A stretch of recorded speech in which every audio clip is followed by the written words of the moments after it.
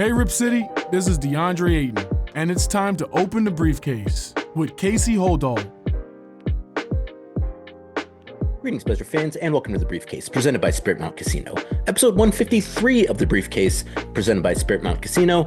I am Casey Holdahl, and the Portland Trail Blazers 2025 pre-draft workouts have begun, the team holding their first set of workouts Tuesday afternoon at their facility in Tualatin. We'll recap those workouts really quickly and discuss the second round of the NBA playoffs that just started, an exciting start to the second round of the NBA playoffs on this edition of The Briefcase, presented by Spirit Mount Casino.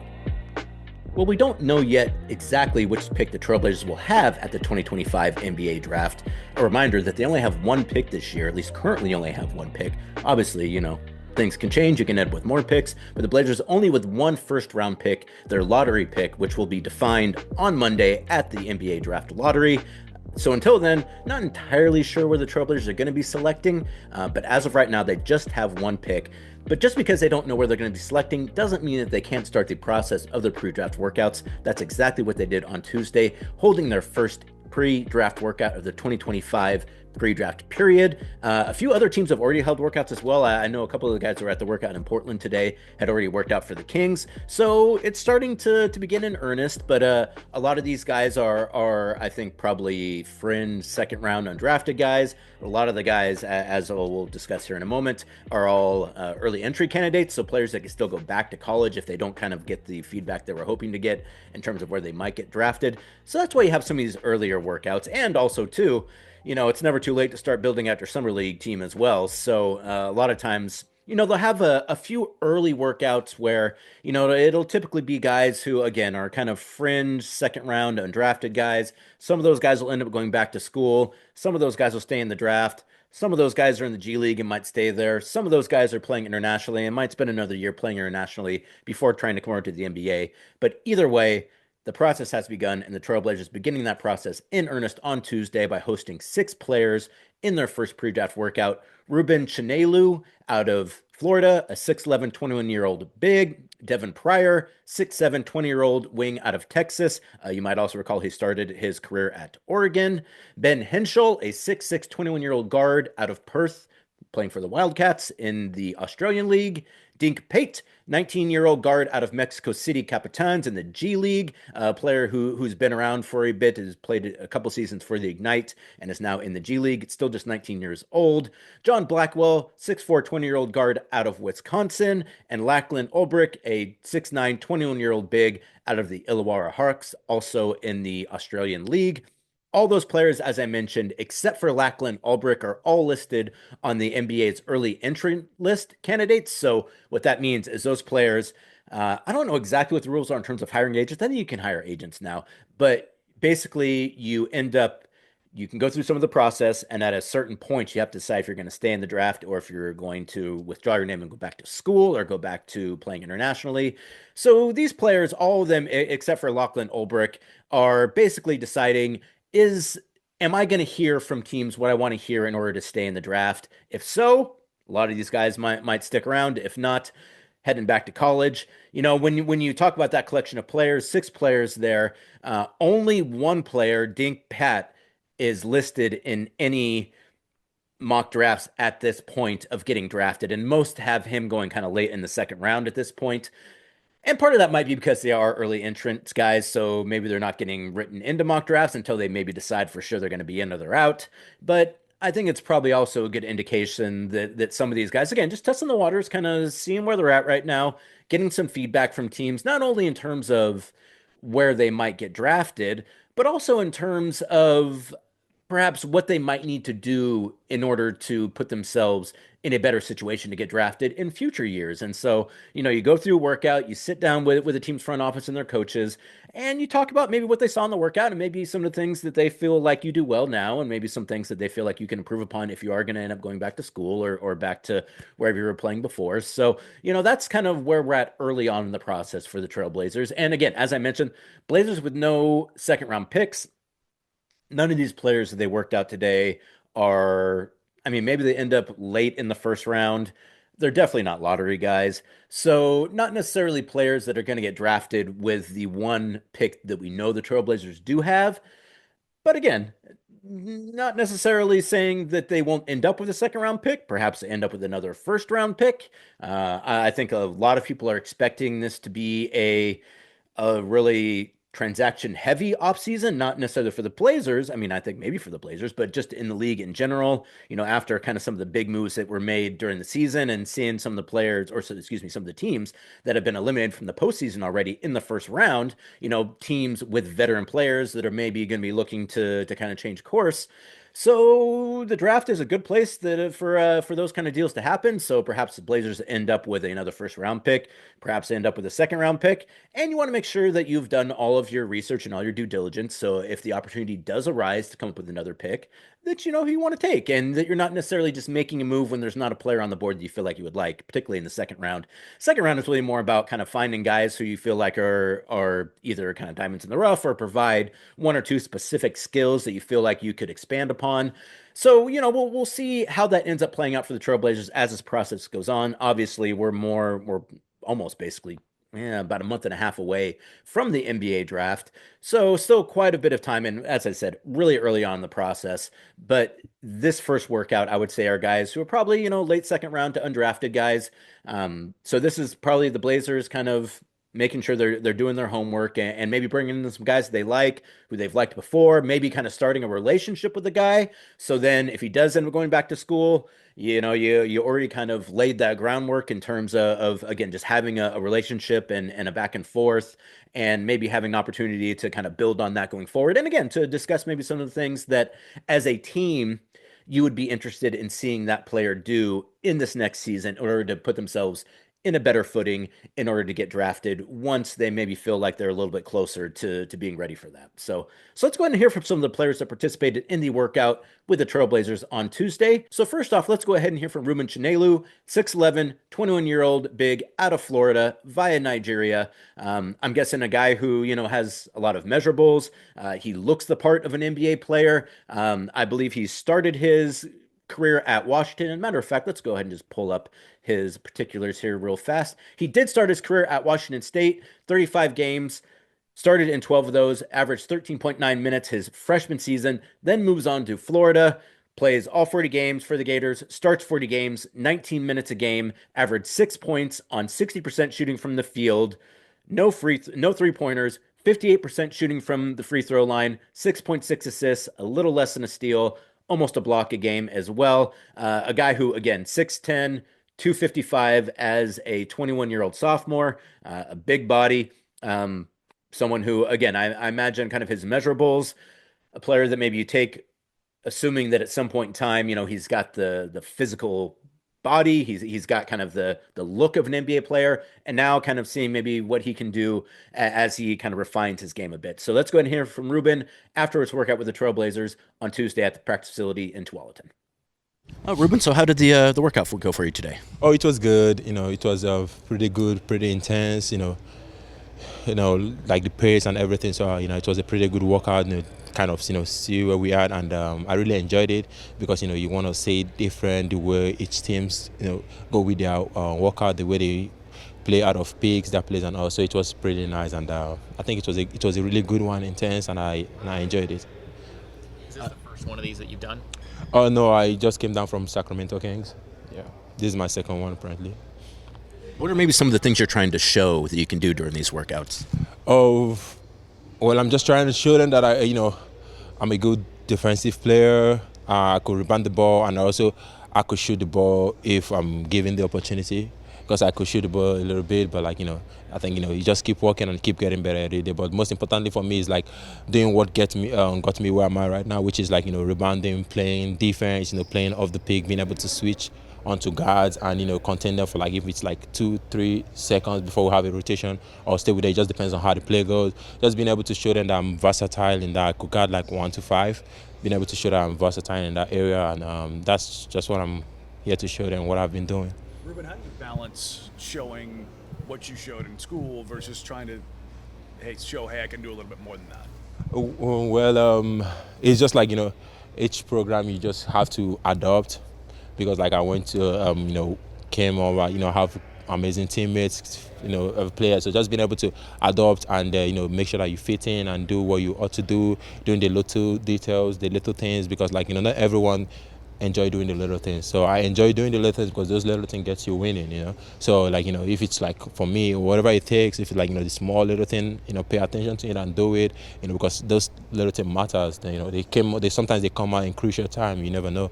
So just being able to embrace that, embrace that and do it, like when I was in my season, and coming out here, just being able to show the team that I could do so many other things, like I could shoot very well from the perimeter, could shoot a little bit from trees, and just trying to show that I could do stuff like that, and also play defense 1 to 5, just telling that I could do all that. But like for school it was different because we have a certain the way we play, so I'm embracing that and playing that way. So just telling that I could fit in any position, in any role you put me in terms of rotating defensively. What will go into your decision on whether or not to stay in the draft? Well, for me, I would say just seeing how, well, like after everything, just seeing how teams feel about me, if they want me in a pursuit, how it's gonna be, because I will stay in if I see a team that, if there's a team that really wants me and guaranteed to get me a contract, then I will definitely stay in the draft. But apart from that, if my feedback was wasn't that up to what I'm expecting, so probably I'll just go back to school and go do what I have to do to get myself there, because we work every day, every night, grinding to just be playing the big league, and I'll be so much grateful to be able to step foot there and play, and not just only play, but also try to put my mark, make history, because life is all about history. So just keep going and trying to keep my footprint.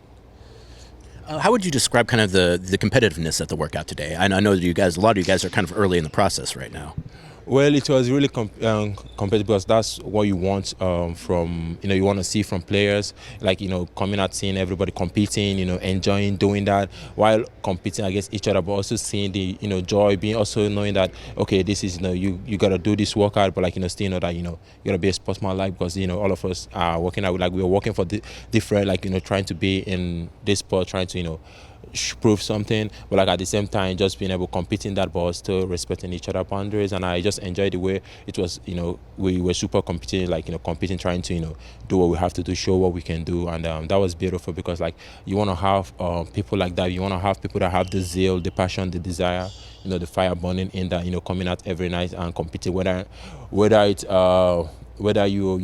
you're exhausted or tired, but that you're gonna put on that armor and step on the court and do what you have to do, because that's what you've been working out for a very long time, so many times. So just being able to step on the court and appreciate that moment and do what you gotta do. So being able to see that, I was pretty happy, and I was fully good with what I was saying. So there you go, Rueben Chinyelu out of Florida discussing his workout with the Trailblazers. I always think it's interesting too when, particularly for guys who are trying to make the league, who are kind of fringe second round guys right now, I'm always curious to know, what do they think that they need to do in order to convince teams that they should be a player that they draft? And a lot of the pre-draft process is about kind of addressing the questions that teams might have about you. Obviously, you play 2 seasons in the NCAA, you got quite a bit of game tape at that point in time. So teams kind of know who you are. And, when you're like a lottery guy, that's probably good enough. But when you're trying to just make the league, a lot of it is about okay, we've seen what you can do. Can you do some of the things we haven't seen you do? And so for a guy like Ruben, him talking a lot about being able to shoot a little bit more than he was allowed to. Yeah, in college and the NBA, centers and bigs, I feel like they're so different between college and the pros now. Because in the pros, it's everyone, you got to be able to shoot. They want guys that can space. You got a lot of teams that, have centers and bigs that are shooting, more than their guards shoot. In college, it seems like it's more of kind of the traditional game where, you got a guy who's a big body like Ruben is, and that guy is really more about kind of rebounding and scoring in the paint, which in the NBA, you could use, but there's just not as much room for it. It seems like you have to be more skilled than that in the NBA, particularly if you're kind of a guy who's just trying to make the league. And so I think it's interesting that the kind of shooting was one of the things he mentioned, because he's exactly right. In the NBA, you have to at least be passable these days as a shooter, and that doesn't necessarily mean you got to be able to stretch it out all the way to the 3-point line.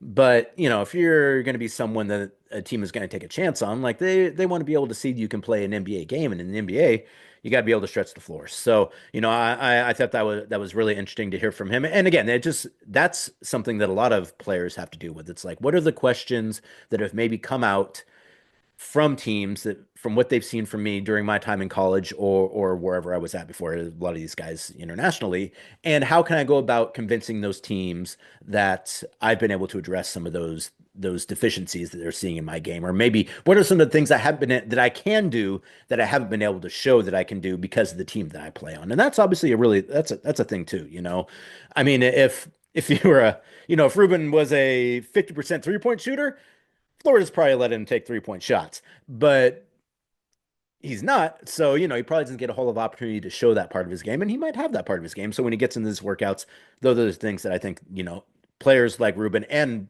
just players like that in general who have skills, but maybe haven't gotten to show everything they can do on a college court, trying to get into the NBA practice courts and showing some of those things as well.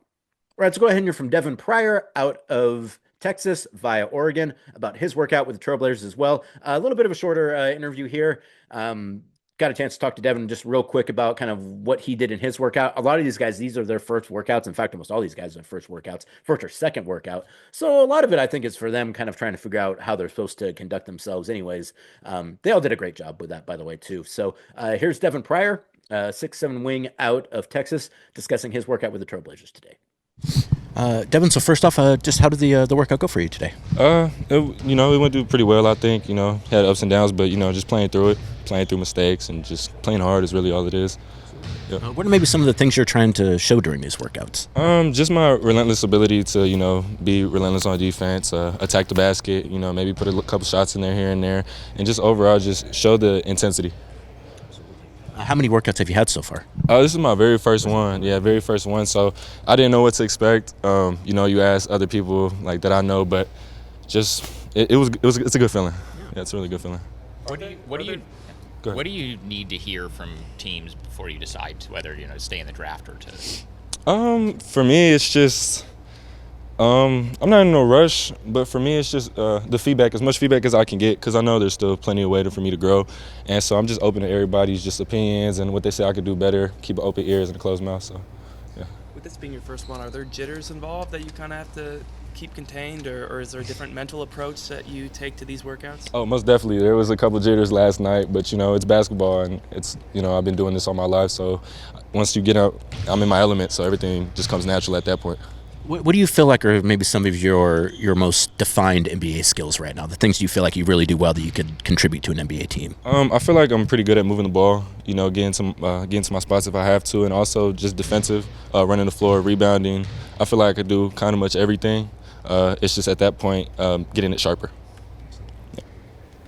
Well, there you go. There's Devon Prior after his workout with the Trailblazers on Tuesday. Devon Prior, 2 seasons at Texas. Last season, played 23 games, started 2 of those games, averaged 12.1 minutes per game, 3.2 points, and 2.0 rebounds. In, as I mentioned, 12.1 minutes per game. I think at this point in time, I think Devin's game is kind of, or his main NBA selling point is athleticism. Just a ridiculous athlete, a guy who can absolutely get out of the gym. A guy who's probably, I imagine that he maybe goes back to school. I mean, on one hand, maybe you come in some of these workouts and really blow the doors off.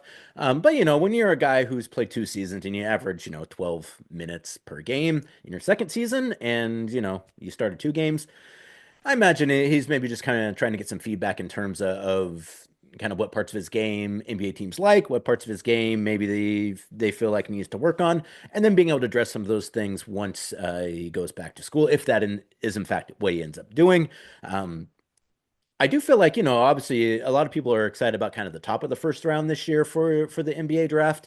Not entirely sure what the consensus is in terms of kind of further down the draft. And a lot of times that has a lot to do with whether or not players decide to stay in the draft as well. I mean, it's, a draft is kind of a two variable equation. Like the first variable is, your own skills and what you're able to do and the things that you bring to the table. And the other variable is the other players who are draft eligible and what they do and whether or not, you are better than those players. So obviously the case can be that if, it's kind of a strong draft, then maybe you decide to kind of maybe bide your time. If it's not, you maybe get into a draft. I think a lot of guys declared for last year's draft because it was considered such a weak draft that everyone kind of figured like, hey, if I go in, maybe I have a couple of really nice workouts, maybe one or two teams that gets excited about me, I can maybe sneak into the first round where the money is guaranteed in this season, whereas in other seasons, I'm probably maybe a second round undrafted guy. So, that's something that every player has to decide with the representation. And I'm sure that, all the guys in this workout are probably kind of going back to their reps, and we'll have a discussion at some point in time before the deadline to decide whether or not they're going to stay in the draft or not, and kind of talk through like, is it worth the risk for me to continue in the draft? Some guys just don't want to go back to school, period. So there's always that. But nowadays too with NIL, like I also feel like the fact that the guys can at least make a little bit of money, or some guys a lot of money if they do go back to school, I think that obviously changes that metric a little bit for players. I think maybe in the past a guy, might take a little more of a chance if knowing that like, well, if I go back to school, I'm not getting paid anyways. So I might as well try my hand at the NBA. And if nothing else, like I go and play in the G League or I go overseas. I mean, or if nothing else, sometimes you end up without a job too. That does happen. But with NIL now, I think it just gives guys a whole lot more cause to say, hey, well, maybe I didn't hear exactly what I wanted to hear from some teams in terms of kind of testing the waters of staying in this draft. And I know if I go back to school, I might be able to improve my financial situation a little bit because of that NIL money. And I also wouldn't be surprised too if maybe some guys just declare for the draft as early entrants to see if there's any interest there. And if that shakes loose a little bit more money from anybody to get you to come back to school, all the better for that player as well. So an interesting kind of balance there that has changed because of the money that is in college sports now. Before that, again, like I mean, some guys are getting paid under the table, but not guys who are probably kind of at this level in terms of being, at this point, fringe second round guys to undrafted. But in college, I think those guys can get paid a little bit, particularly for, you're coming off a national championship, like they want to keep the team together, maybe get a chance to get back there.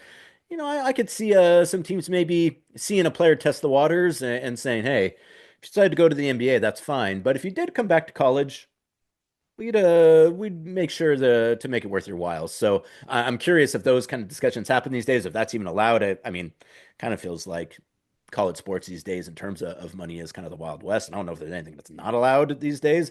But either way, a lot of things for players to consider. But I think a stronger position for players now than 5 years ago, where, again, either you get drafted or you leave school and you just hope for the best. And if you do get drafted, great. If not, you're kind of you're on your own at that point in time, and you got to figure out how to continue your basketball career maybe outside of college, which again is not necessarily easy to do. Going overseas can be tough because there's limitations on how many American players teams generally are willing to carry. Sometimes guys just don't really deal well with being overseas. So again, I think the situation we're in now, while I don't know how good it is for college basketball, I do think it's better for the players, and particularly for players who are kind of fringe NBA guys. And finally, let's go ahead and hear from someone who will not be going back to school. Dink Pate out of the Mexico City Capitans. As I mentioned, played a couple seasons with the G League Ignite before that was disbanded about a year ago, I guess. And I would say definitely the most high profile name in this workout. He is the one guy who you do see in mock drafts. ESPN, I think, has him towards the end of the second round. I believe I saw a Bleacher Report mock draft that had him around the middle of the second round today. So a guy who's a known property, who has, again, been in that G League Ignite system, moved on, played the season with the Capitans, and let's see, what did he do with the Capitans? This season, he averaged 10 points on 41% shooting from the field and 58% shooting from the free throw line. Gonna need to get that up. And 26% shooting from three. So obviously a guard with size and athleticism. Still refining the finer points of his game. As I mentioned, 10.1 points, 5.2 rebounds, 1.9 assists in 34 games, all starts with the Mexico City Capitans of the G League this season. Really enjoyed talking to Dink here too, actually. A guy who I wasn't super familiar with. I've heard his name, know that he's kind of been around in NBA and G League circles for a while, but hadn't really ever heard him talk or kind of discuss his game. And I thought he had a nice way about him. It was nice to talk to him. So here's what Dink Pate had to say about his workout with the Trailblazers on Tuesday at the facility in Tualatin. Dink, first off, how do you feel like the workout went for you today? I think it went very good. I was competing at a high level. I made sure that I'm giving 1,000% every time I even roll my ankle, and I'm still fighting through it. I'm trying to get somewhere, and I got a goal to reach. So it ain't nothing that's going to stop me, and, I'm determined to reach my goal. I've been talking about this since I was a little boy. So, being in this opportunity, being in the actual facility, it's my first time seeing Coach Billups. I've seen him all the time on TV, and just meeting people and getting this opportunity, I'm grateful for it and use it, and every time I'm going to use and abuse my advantages in this game of basketball. Do you feel like the G League kind of has you better prepared for this than maybe going to college would have? Or Yeah, for sure. I think everybody's different. My journey was I want to be a pro. I want to be a pro now, and I want to play this game for the next 10 to 15 years. So I started my experience early, and being in the G League, you get them NBA rotations and you get to play against the players that have played in the NBA and be on the same teams with them, like Trey Burke and Juan Toscano and Davon Reed, John Jenkins, Pargo. That was all my vets. And, I talk to them every day, every other day, and I make sure I stay in contact with them. So playing against players that have been in the NBA and was the top prospect at their college when it was their era, that's who I play against. And, that's my competition level. And, some people who like to look down on the G, everybody's good in the G. It's not no trash players, no none of that. So everybody's competing and everybody's giving 1,000 effort. Everybody got somewhere to go. What's kind of been the difference for you year one to year two, going from the Ignite to Mexico City, and kind of that, what has that evolution kind of been like for you?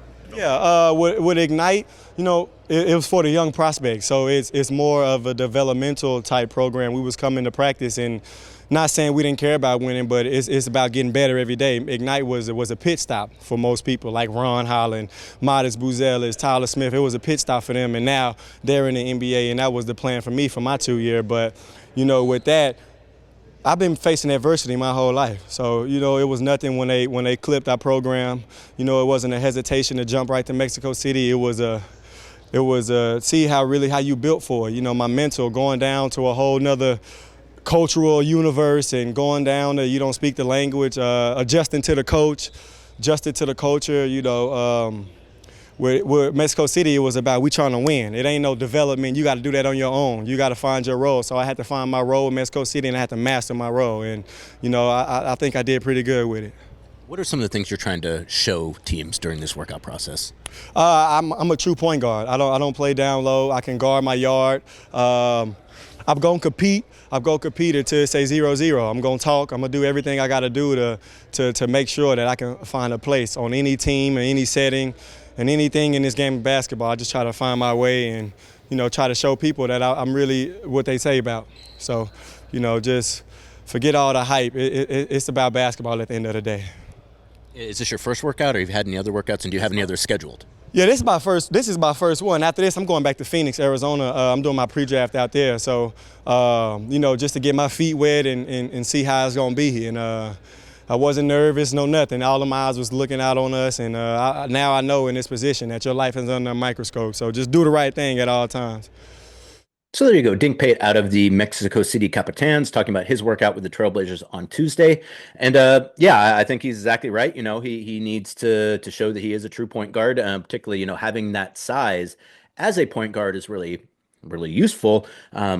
Obviously, the shooting probably needs to come around. That's such a big deal in the NBA these days. And I think we see more and more that it's hard to stay on the floor when you need to be on the floor if you're not able to be a player who can be a credible threat from deep. I think Russell Westbrook, a guy who, has managed to make a career of it. We'll talk about him in a second with the Nuggets. But if you're a guy who isn't necessarily a great shooter. You have to be that good at everything else in order to be an NBA guy. And there's very few guys who are that good at everything else. So, so that's probably an area that's going to need to have some improvement. But I think you like the mentality. Obviously, you like the size, the athleticism, and he's had quite a bit of experience, as he mentioned, playing professionally. And you can. I thought he made a good point about, the G League Ignite, that it really wasn't about winning. And, you look at their record and you can tell it wasn't necessarily about winning, which, I think there's a good point to be made that is more about development. And there's a place for that, but also, I think one of the reasons why, it didn't end up working out as well as I think anyone would have hoped was because at a certain point you do have to, if you're not trying to win or you're not playing kind of standard basketball, it's hard for teams to kind of figure out what kind of player you are. And I think we saw that, with guys like Ron Highland and Modest Buzelis, and then that, just a little hard to figure out what you're supposed to take from some of those performances. And I think both of those guys have done a pretty good job this year of kind of answering some of those questions. But again, it's one of those things where, if those guys, if you play in more of a college system where again you're trying to win every game and you're playing, kind of close to what you're going to be doing, at least in terms of with talent that is you're going to be seeing in the NBA, that's to it just seems like college when you weren't getting paid, not necessarily a great situation for players, but now that you do get paid in college, particularly if you're good, it seems like that's probably a better place to develop and probably a better place for NBA teams to be able to figure out who you are as a player than the Ignite. And, I think, there's something to be said about the notion too that, you know, it's kind of a two-factor equation there in that, yes, part of it is about players figuring out who they are and getting to develop. But another really important part from the NBA's perspective is players being in a situation that they feel like teams are able to do a good job of scouting what those players are able to do. And when you're not playing in games that necessarily matter, when you're not playing in games that are competitive, it's pretty tough for teams to be able to watch a performance and really kind of know what to take from it. And so I guess what I'm saying is they created the Ignite in the hopes that it would help teams be able to do a better job of prospecting some players who are talented but maybe don't want to go to college. Instead, it created a situation where it was probably more difficult to figure out who these guys were than it would have been if they had just gone to college or if you were just watching them play in Australia or in Europe. So it's a shame that really didn't work out, but guys like Dink are still have an opportunity to come out here and show what they can do anyways. So, and again, a guy who, is listed on a lot of second round mocks. So at this point in time, again, at those measurables, probably a guy who's going to stay in this draft. And the other thing too is when you're a G League guy or an international guy, you might as well stay in the draft because if you don't get drafted, then you just go ahead and sign somewhere else anyways. And if you're a second round guy too, getting drafted is not as important as when you're a first round guy. Obviously, when you're a first round guy, it's guaranteed money. So everyone wants to go in the first round, but if you're not going to get taken in the first round, and if you're not even like a early second round guy, there's probably some arguments to be made that you're better off just going undrafted and trying to catch on with a team. And if not, then just going back and playing internationally and, biding your time for the next season anyways. So that'll do it for the first round of workouts for the Trailblazers. As we've been told that they're very likely to have another workout on Thursday, and then maybe a little bit of a break after that. Obviously, after Thursday, then things shift to Chicago for a week for the draft, lottery, and the NBA Combine, which happens in Chicago next week. So not a whole lot going on in Tualatin next week. So a couple workouts here this week. Sounds like maybe a couple weeks off, or at least a couple weeks where they're not hosting workouts before things really start to get going. One, once Trailblazers know what pick they're going to have, and two, once we're a little further down and some of the playoffs are more settled, players start kind of going through the workout rotations. And at that point in time, it's always a little hard to tell, and what pick the Trailblazers have will do a whole lot to determine how many workouts they're going to end up having. If they end up, obviously, if you have the first one, probably not a whole lot of workouts. If they end up somewhere like 2, 3, 4, 5, like at that point in time, you're probably maybe looking at a lot of workouts. because that's where you can get players in for workouts. And also you want to try to figure out which guy you think is going to be the one for you. If they end up at 10th, which statistically is where they will end up, a little tougher to get guys in for workouts in those situations, at least guys who are in the top 10. Because if a guy is like 7, 8, 9, he doesn't necessarily want to work out for the team in 10th because then it gives the impression that he might go 10th. And so a lot of times, like, again, sometimes it's almost better to, well, I mean, it's always better to be further up, but at least when you're further up, like it's a little easier to schedule workouts, I guess what I'm saying. So next week, we'll find out where the Trailblazers are going to be picking, and that will probably have a lot to do in terms of deciding how much or how many workouts they end up having. And I also would say, too, with no second round pick right now, if they do start bringing in a lot of guys that are projected to go in the second round, then I think you also probably maybe wonder like, well, are they looking at deals to get second round guys? I mean, I think they're always going to be active, and as I mentioned, from the jump, you want to be prepared for any situation that arises. So you need to go through some of those workouts probably, even if you don't have a second round pick. And second round guys usually a bit easier to get in because they're second round guys. Though, if you don't have a second round pick, second round guys already do a ton of workouts anyways. I remember Tumani said that I think he did something like between 25 and 30 workouts during his pre-draft. And so if you're a team that doesn't have a second round pick and you're an agent who already has a client who has a lot of workouts already scheduled, maybe you're a little less likely to give Portland a workout, but I don't really think that's probably anything that anyone needs to concern themselves about too much. Either way, the Blazers are going to be well prepared when the NBA draft occurs at the end of June. And if nothing else, we'll probably have at least one more workout this week as well before having a few, maybe at least a week off, maybe even a little bit longer than that before the next round of workouts after the draft lottery. Well, as I mentioned, the draft lottery on Monday, the Trailblazers hoping to get lucky with the ninth best odds, tied with the ninth best odds to get either the first, second, third, or fourth pick at the draft lottery. And if you're looking to get lucky, head on out to Spirit Mountain Casino, which has hundreds of state-of-the-art slot games, including brand new games like Phoenix Link. Whether you're into traditional slots, progressive jackpots, Spirit Mountain Casino is there to elevate your game. Spirit Mountain Casino, Highway 18 and Grand Ronde, elevate your game. And finally, let's go ahead and talk about the NBA playoffs real quick. A phenomenal start to the second round of the NBA playoffs. I thought, up and down first round, you had some really good series. You had some series, that ended up in sweeps. But the second round so far has looked fantastic. Got started on Sunday with the Pacers defeating the Cavaliers 121-112 in Cleveland to take game one of that series on Sunday. Also sounds like Cavaliers are going to be without Darius Garland, Evan Mobley, and DeAndre Hunter for game two, which is on Tuesday.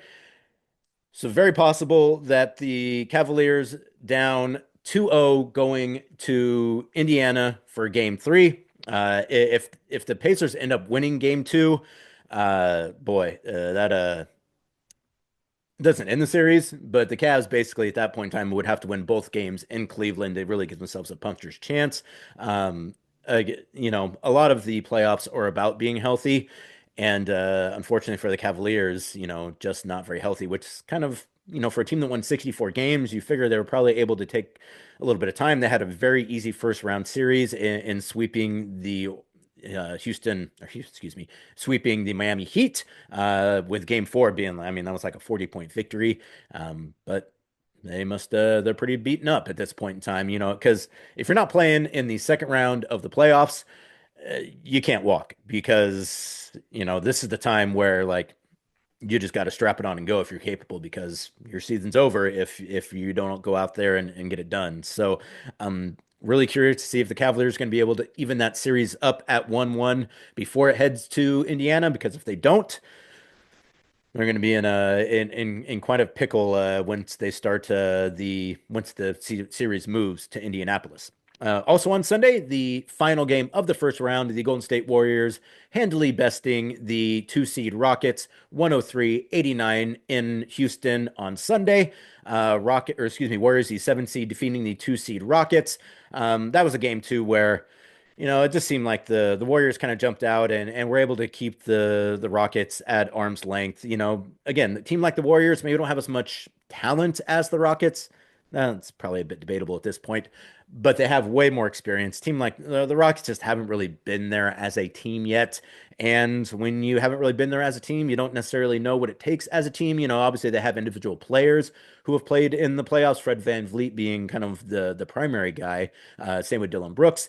But until you've kind of gone through that together as a team, as a young player, just doesn't hit the same. And so, the Warriors able to win that one going away. Steph Curry in the fourth quarter does what Steph Curry in the fourth quarter has been doing in playoff games for the last decade, where it feels like maybe you got a chance to win that game, and then Steph comes out and hits three-pointers back to back to back, and your back is officially broken. So the Warriors moving on to face the Timberwolves. First game of that series is on Tuesday. Timberwolves advancing in that one as well by way of beating the Lakers. I think a lot of people assume the Timberwolves going to win that series, one, because they look pretty good versus the Lakers. They have quite a bit of talent, and they've had a little bit of time to rest now, too. You got the Warriors who, played the Rockets on Sunday night, board a plane from Houston to Minneapolis, I'm guessing Sunday night or early Monday morning, to then face the Rockets on Tuesday night. So not a whole lot of opportunities to catch your breath, not a whole lot of opportunities to scout that series, though at this point in time, you played them 4 times during the regular season. You pretty much know what they're about. But, that game one's going to be a tough one for the Warriors. If they are able to get game one, I think the Timberwolves start to feel real nervous about their chances in that series, but they have to get that first game. So pretty much house money for the Warriors, I feel like, in that one. If they get that first game, they're looking great. If they don't get that first game, they feel they can tell themselves they weren't expected to win that one. Anyways, but then to get to the game ones of the second round, both of the game ones on Monday of the second round, fantastic games. The Knicks upsetting the Celtics 108-105 at Boston TD Bank North Tower on Monday afternoon in overtime. 29 points for OG Anunoby. The Boston Celtics really, they've been a team that has really taken advantage of the old, we're either shooting 3-pointers or getting shots in the paint. But they took 63 pointers in the game on Monday and only made 15 of those. And that is the downside of trying to play that brand of basketball. If you're only going to take threes and dunks, basically, when teams take away threes and the paint, and you're not accustomed necessarily taking shots in the mid-range, which is what teams are going to try to get you to do, then, you might be in for a night. So that's kind of what the Celtics ran into on Monday versus the Knicks. Now, obviously, the Knicks up 1-0 in that series going into game 2, which is on Wednesday night, 4:00 on TNT for that one. So another extra day of rest for the Knicks and Celtics before that one gets started. So that should be a pretty interesting one too. That's Knicks playing with house money now. If they can get that second game, that would be really something. I'm guessing the Celtics come in and win game 2 handily. If I had to guess. But if not, if the Knicks manage to, one, even make it a close game, and two, if they manage to actually get that game, then you're really gripping. If you're a Celtics fan, Celtics, I think a lot of people's pick to win the NBA championship this season, and probably my pick at this point in time, or at least they would have been. No, they still would be, I would say. One game doesn't necessarily change that, but they'll have to hit a lot more shots from 3 versus the Knicks in game 2 if they want to even that series at 1-1 than they did in game 1. And then what I think was probably the best game so far of the playoffs, the Nuggets coming back from down, I think, 14 points in the fourth quarter to defeat the Thunder 121-119 Monday night in Oklahoma City. Again, another game where, the road team goes on the road in the second round and wins the game. So of the 3 second round series that have played so far, the road team has won the game 1 in all 3 of those series thus far. And the Nuggets, once again, Nikola Jokic, the Terminator, man. He does not stop coming at you. And, the Blazers haven't played the Nuggets multiple times in the playoffs. I've seen it obviously firsthand quite a few times, both in series the Blazers won and series the Blazers lost.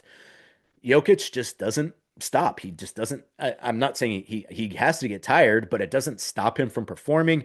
42 points, 22 rebounds, 6 assists, played basically half of the fourth quarter with 5 fouls, hit a huge three-pointer, I think, to either tie the game or actually send the Nuggets up late on in the fourth quarter. The Thunder were up 3 and did the whole fouling early, and they fouled it with like 12 seconds left when Jokic was out of the game, like right away on the inbound, rather than letting the Nuggets maybe kind of get the ball up and burn a few seconds of clock. They foul right away, which doesn't make sense. You want the clock to run, and you don't want to get Jokic back in the game because I think at that point in time, the Nuggets were maybe down to 1 timeout or no timeouts.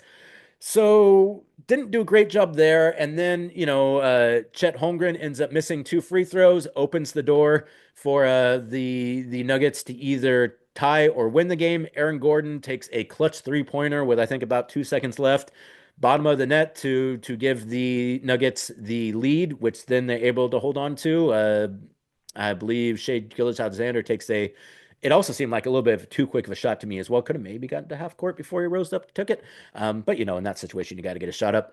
Was not able to go down, so the Nuggets end up winning that game as well. Both the Celtics and the Thunder hadn't lost in the playoffs until those game ones, or excuse me, the Cavaliers. I think the Celtics did lose 1 game to the Orlando Magic.